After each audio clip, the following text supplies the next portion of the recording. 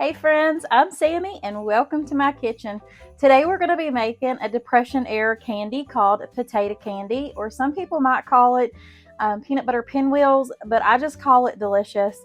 And it's pretty easy to make, especially this recipe. I know there's 1,000 recipes out there, but this potato candy is absolutely perfect. So let me show y'all how to make it. Come on y'all, let's go. Now, this old-fashioned potato candy became very popular during the Great Depression because the ingredients were readily available.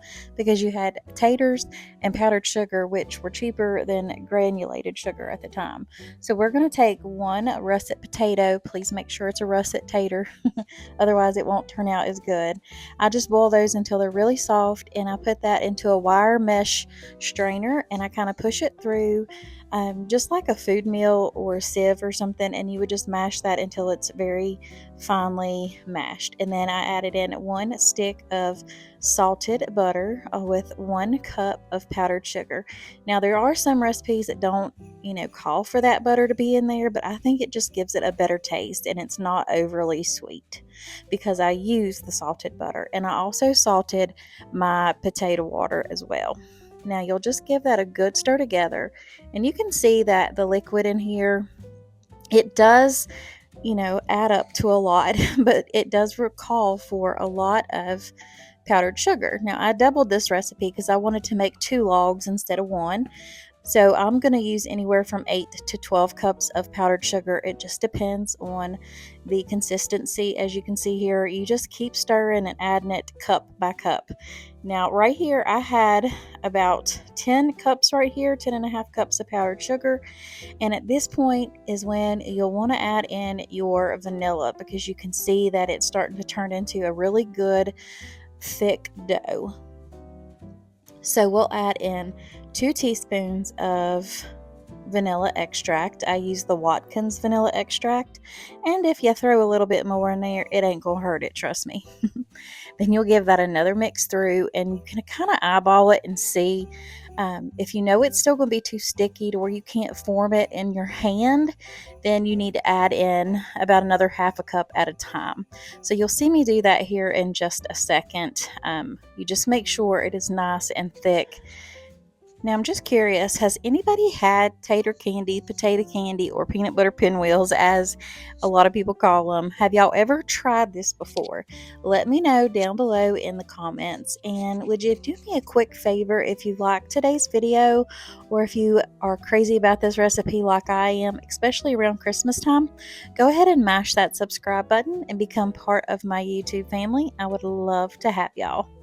Now let's get back to this candy here. I added in that last cup of powdered sugar, and I'm just giving that another beat through, and as you can see, it's going to form quite a mess in them beaters. So at this point, you'll just need to get you another little spurtle out and use good old elbow grease. Now I'm doing this right here so you can see that it's not sticking to my hands, and it is molding pretty good into a ball, which is what you want, because you'll have to take it out of the bowl here in a minute and split it into 2 sections, because you'll have to knead each section just to make sure that everything is well combined and mixed together. Plus it helps with spreading out the dough here in a minute. So once I have this all scraped down, I just put a lid over the bowl, and I let that sit outside or in the refrigerator, however you prefer it, for about 30 minutes to an hour. It just depends on the consistency you have. So while that is in there and I'm getting ready to take that out, I figured I'd go ahead and powdered my countertop with some powdered sugar. That's why I said powdered my countertop. You'll need a generous amount of powdered sugar, and all I did was take my rolling pin and just roll that right through the powdered sugar.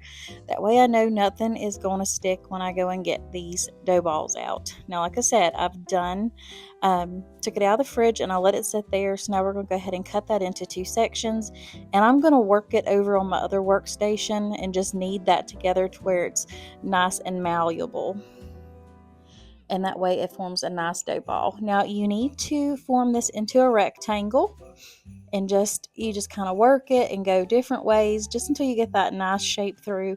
And this is where the fun starts to happen, y'all. You don't want to roll it too thin, so be careful on that, but I do like to leave it about 1/4 inch thick all the way across. Now, once you have that all rolled out, you'll go and grab your favorite peanut butter. Of course, mine is Jiffy.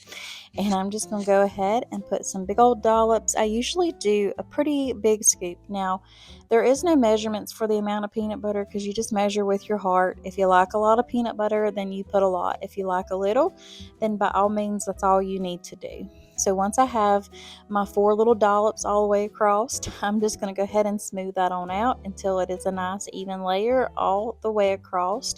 Now on the longer edges of the rectangle, I do leave those planed where you can start rolling it all the way up. Basically, you roll it like you do cinnamon rolls. You want to roll it on the longer edge of the rectangle instead of the smaller edge. Now this does take a little bit of a finesse to do this, but trust me, it is well worth it. It's absolutely delicious when you try these. Now, I ain't gonna lie, it does get a little bit tricky because that candy done absorbs some more of that powdered sugar, but you just keep working it little by little, and you might have to take like a spatula or something to get up underneath there, but that's perfectly fine. No worries, as long as you can get that rolled up, you will be a-okay. And it might not look the prettiest, but as long as it tastes good, that's what matters. It's the taste factor, y'all. So I'm just going to go ahead and keep on rolling until I get all the way up to the edges. Now, when you go to cut it, it's said to use like a horn knife, but I don't have one of those, or a harp knife, not a horn knife. I don't know what that is, but I don't have a harp knife, so I just used a regular old chef's knife and just sliced each one up. You could do a 1/2 inch thick to a 1/4 inch thick, however you want. We like a little bit of the thicker slices. Now, isn't that just pretty? The first cut is always the best because it's all nice and neat and the peanut butter ain't all over the blade. But I'm just going to go ahead and keep on slicing these, and I am putting them on a plate as I slice them that has a little bit of powdered sugar on the bottom.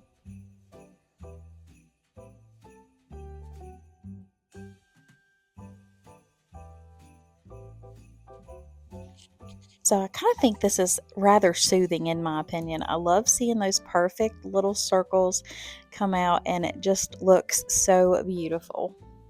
And you always have to put them all pretty on the plate too, y'all.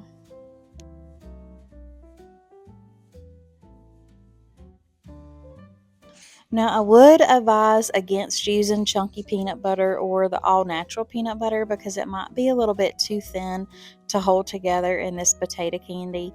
But feel free. It's your kitchen and your rules. If you want to use a chunky peanut butter or an all natural peanut butter, by all means, try it. You can't hurt by trying. That's how you learn. But y'all, this is seriously some of the best candy, and I haven't made it in forever, and I don't know why. But this Christmas, I just thought I'd throw some together, and I'm so happy I did. And it was well worth the mess, y'all, because it is so easy to clean up. But I hope you enjoy it if you try it.